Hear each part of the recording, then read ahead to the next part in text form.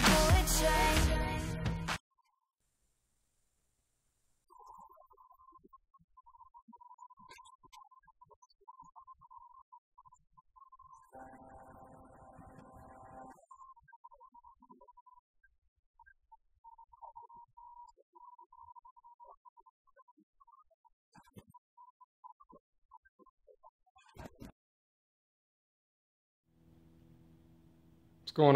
What's going on, YouTubers? Alright, I finally decided my suspension has been completely blown in the back, and I went with KW V3, where I'm able to adjust compression and rebound, and so I'm going to do the install.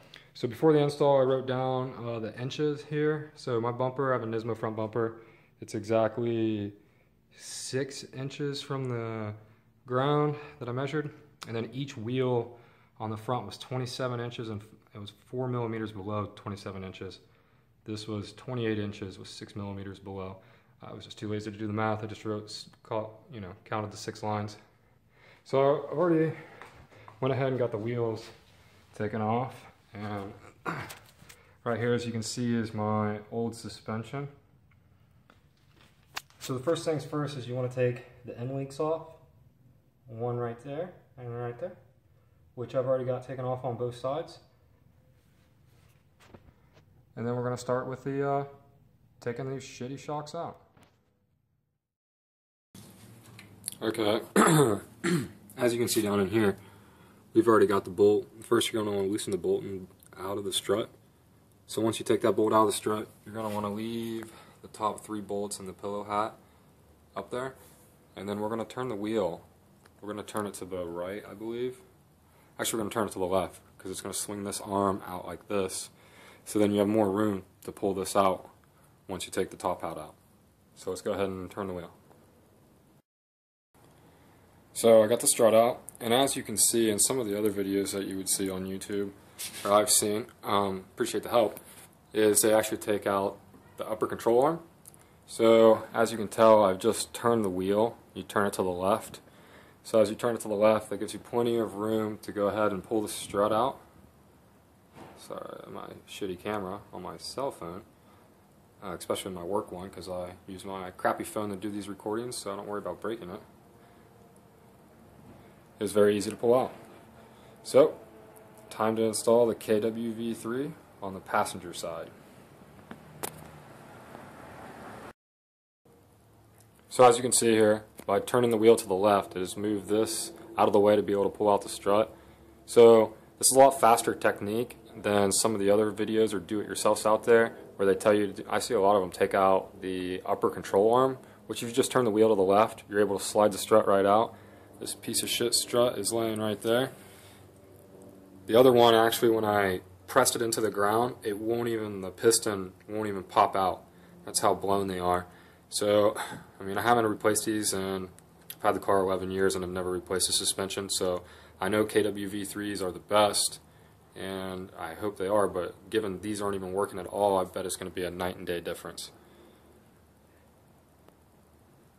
So as you can see, let's go ahead and get the passenger side coilover installed by KW3B3.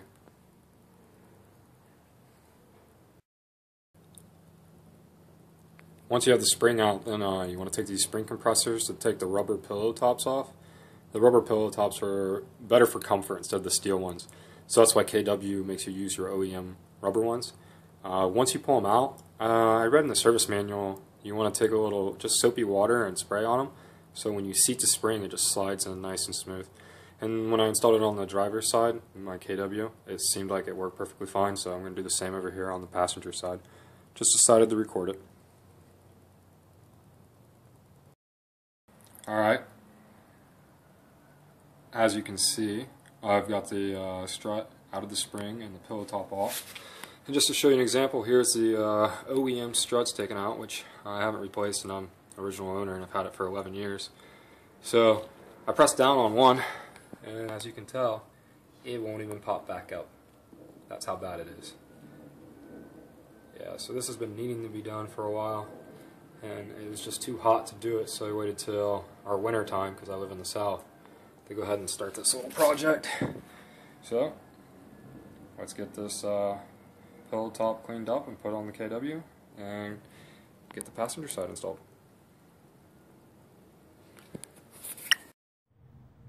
Alright, as you can see, the KW V3 is already installed. These brackets are perfect. You just pull this line off for the ABS sensor.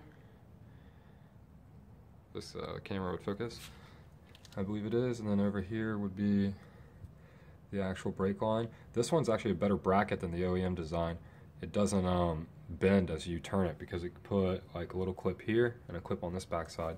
So as you see, when you turn the OEM one, the whole bracket itself turns and it kind of bends, almost snaps it off.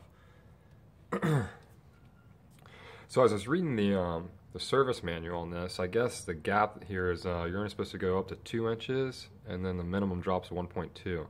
So I've obviously raised this too high. I was just thinking, you know, I wanted to make sure I had kind of a ride, you know, kind of higher ride height. So I'm going to lower this right now and see what I think. And then if you can. Okay, when I first installed this coilover, I wanted to set the height at the maximum.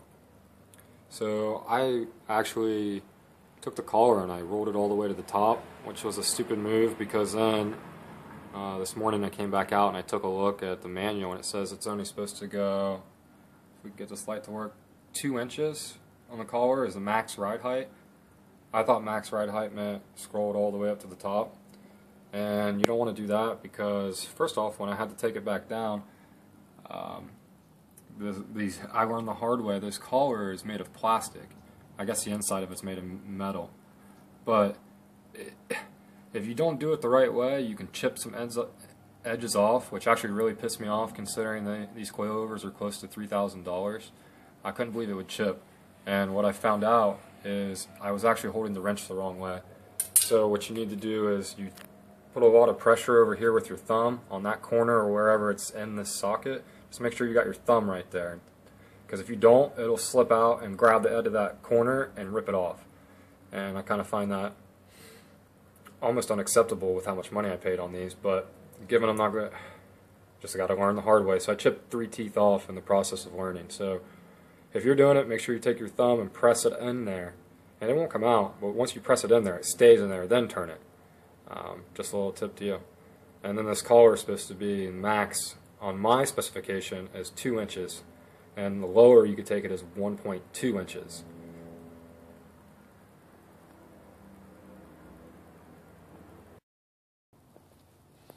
Okay, now with the adjustment, when you're doing the rebound, as you can see here in the manual, it's 16 clicks.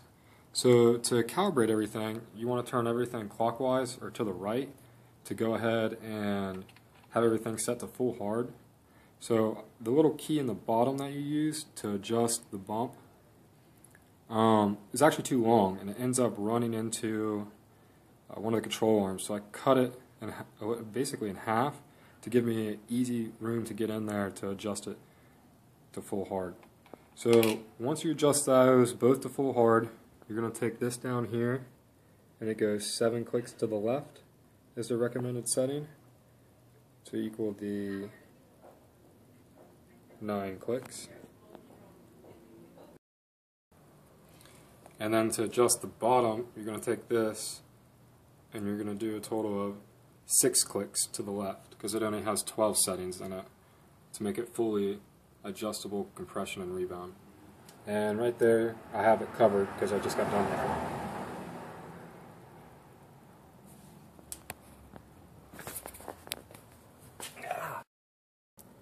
Alright, now the rear strut, which is the one I actually noticed that was blown first, the worst, because look at all the grease around it. I wiped it off on the bolt, but look how soaked in grease it is. So this being blown was my main motivation to go ahead and do the swap. So as you can tell, a little better view, I guess. Here's the KW V3 for the rear. There's the rear bucket springs, the collar necks.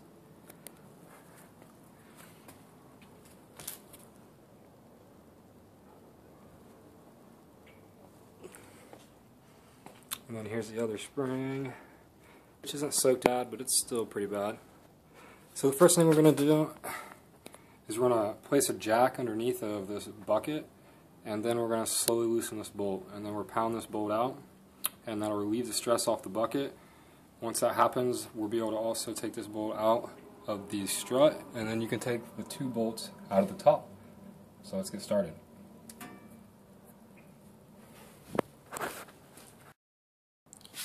Alright, as you can see, I've gone ahead and got the 2 bolts out, the 1 bolt on the lower strut, and the bolt down here in the bucket. Just use the jack to give it a little bit of tension so the bolt comes out easy. You just screw it on out. And then as I release this jack tension, I'll go ahead and pull the spring out and install the new spring in the KW Coilover. All I got to do is take those 2 bolts out to take out the strut. Alright, I finally got the rear ones put in. As you can see here, a little lube for the PP blaster when I took the bolts out. So the spring is here on its perch. I did about a 1 inch was the max. So you do that from the collar up to the perch. And as we walk around here, as you can see, I got the other side done also.